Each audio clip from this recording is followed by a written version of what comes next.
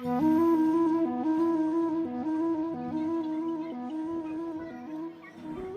বন্ধু, good afternoon. সোনার simple lifestyle ব্লগে তোমাদের সকলকে অনেক অনেক স্বাগত। তো বন্ধু, তোমরা থাম্বনেল দেখে বুঝতে পারছো যে আজকের ব্লগটা কী নিয়ে হচ্ছে। তো আজকে হচ্ছে রামনবমী মেলা, তোমরা সকলেই জানো। তো আমরা সবাই রেডি হয়ে মেলার উদ্দেশ্যে রওনা দিয়ে দিয়েছি টোটো করে। তো আমরা মেলার কাছে পৌঁছে গেছি। বলতে মেলার যে রাস্তায় পৌঁছেছি। মন্দিরে পৌঁছাতে এখনও হাফ কিলোমিটার পথ আমাদের হেঁটে যেতে হবে। তো এতটা ভিড়ের মধ্যে দিয়ে যেতে। তো বন্ধুরা, অনেকটা ভিড় পার করে আসার পর আমি ভাবলাম যে না, এবার হয়তো মেলাতে পৌঁছে গেছি, কিন্তু না, আমরা মেলাতে পৌঁছাইনি। এই যে ব্যারিকেডটা তোমরা দেখছো, এটা দিয়ে আবার যেভাবে ভিড় দিয়ে আসলাম আমরা, সেম ভিড় এদিকটাও হয়ে আছে। এই দিকটা দিয়ে যেতে হবে, তারপর আমরা মন্দিরের কাছে পৌঁছাতে পারবো। তো আমরা প্রায় মন্দিরের কাছে পৌঁছেই গেছি। তো মন্দিরে না গিয়ে আমরা প্রথমে নদীতে যাচ্ছি, কারণ এই মন্দিরের মধ্যে ভোগ দিতে গেলে এখানে যে গঙ্গা নদী আছে সেই নদীতে গিয়ে শুদ্ধ হয়ে আসতে হয়। মানে যে পারে সে স্নান করে, অনেকের মানত থাকে। তো আমরা বাড়ি থেকে স্নান করে গেছি, আমরা শুধু জল ছিটা দিয়ে উঠবো। তো সোজা শেষ আমরা নদীর যে রাস্তা, নিচ থেকে উঁচুতে উঠছি ওখানে।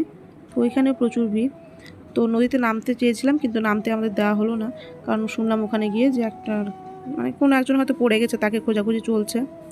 তো সেইখানে আমাদের আর নামতে দিল না। তো একজন নিচে নেমেছিল, ও জল নিয়ে এসছে, তো ওটা সবার গায়ে ছিটিয়ে দিল। তো ওটা দিয়ে আমরা শুদ্ধ হয়ে ভোগ দিই। তো বন্ধুরা, এই মেলার বিশেষ একটা নিয়ম আছে।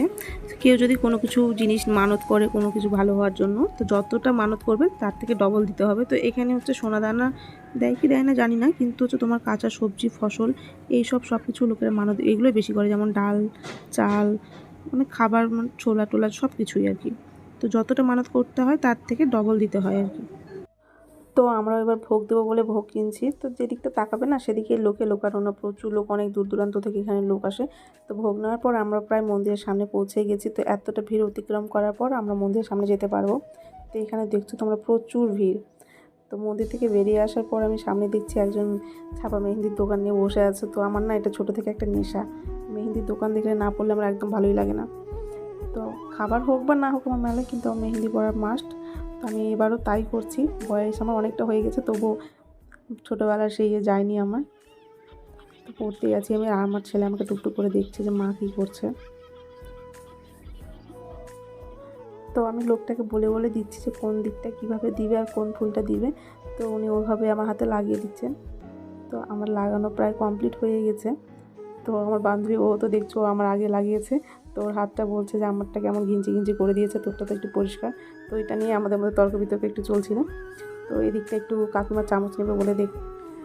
তো আমরা মেলার মধ্যে কিছুক্ষণ থাকার পরে বাইরে বেরিয়ে এসেছি, কারণ আমার ছেলে অস্থির হয়ে যাচ্ছে, বলছে মা বাড়ি চলো বাড়ি চলো।